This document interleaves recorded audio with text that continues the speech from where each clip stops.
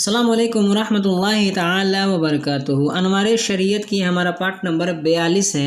बीमार की नमाज का ये बयान है, यहाँ से हम पढ़ेंगे। चलिए वीडियो को शुरू करते हैं। बिस्मिल्लाहिर्रहमानिर्रहीम। सवाल: अगर बीमारी के सबब खड़े होकर नमाज नहीं पढ़ सकता है तो क्या करे? जवाब: अगर खड़े होकर नमाज नहीं पढ़ सकता है कि मर्ज बढ़ जाएगा या देर में अच्छा होगा या चक्कर आता है या खड़े होकर पढ़ने से पेशाब का कतरा आएगा या बहुत शदीद दर्द नाकाबिले बर्दाश्त हो जाएगा तो इन सब सूरतों में बैठकर नमाज पढ़े। अगर किसी चीज़ की टेक लगाकर खड़ा हो सकता है तो इस सूरत में क्या हुक्म है? जवाब: अगर खादिम या लाठी या दीवार वगैरह पर टेक लगाकर खड़ा हो सकता है तो फ़र्ज़ है कि खड़ा होकर पढ़े। इस सूरत में अगर बैठकर नमाज पढ़ेगा तो नहीं होगी। बहार शरीयत। सवाल: अगर कुछ देर खड़ा हो सकता है तो उसके लिए क्या हुक्म है? जवाब: अगर कुछ देर भी खड़ा हो सकता है, अगरचे इतना ही कि खड़ा होकर अल्लाहु अकबर कह ले तो फ़र्ज़ है कि खड़ा होकर उतना कहे, फिर बैठे, वरना नमाज न होगी। बहार शरीयत।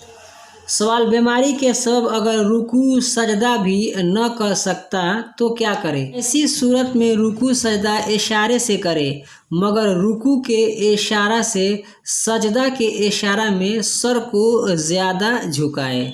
दुर्र मुख्तार। बहार शरीयत। सवाल: अगर बैठ कर भी नमाज न पढ़ सकता तो क्या करे?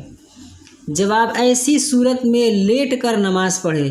इस तरह की चित लेट कर, यानी चित बोलते हैं ना, पीठ के बल लेट कर क़िबला की तरफ पाँव करे, मगर पाँव न फैलाए, यानी पाँव तो करे लेकिन पाँव फैलाए नहीं बल्कि उठा ले। पाँव न फैलाए बल्कि घुटने खड़े कर रखे और सर के नीचे तकिया वगैरह रख कर ज़रा ऊंचा कर ले और रुकू वो सजदा सर झुका कर इशारा से करे।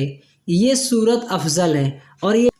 और ये भी जायज़ है कि दाहिने या बाएं करवट लेट कर मुंह क़िबला की तरफ करे। शरवकाया। बहार शरीयत।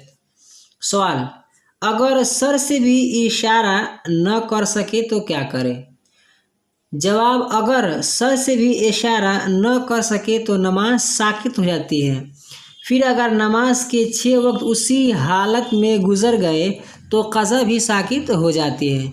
आज की वीडियो में बस इतना ही। वीडियो पसंद, देखिए कहने का मतलब ये है ना कि अगर लगातार उसी हालत में छः वक्त की नमाज गुजर गई तो मान लीजिए वो नमाज चली गई। अगर मान लीजिए 4 वक्त या 3 वक्त की गुजरी है या फिर वो सही हो गया है तो बाकी जो 3 वक्त और 4 वक्त है उसकी क़ज़ा करनी पड़ेगी उसको। अगर लगातार 6 वक्त की नमाज उसी हालत में गुजर गई तो नमाज भी उससे साकित हो गई है और उसकी क़ज़ा भी उसके ऊपर नहीं है। आज की वीडियो में बस इतना ही। वीडियो पसंद आई तो वीडियो को लाइक करें, अपने दोस्तों के साथ शेयर करें।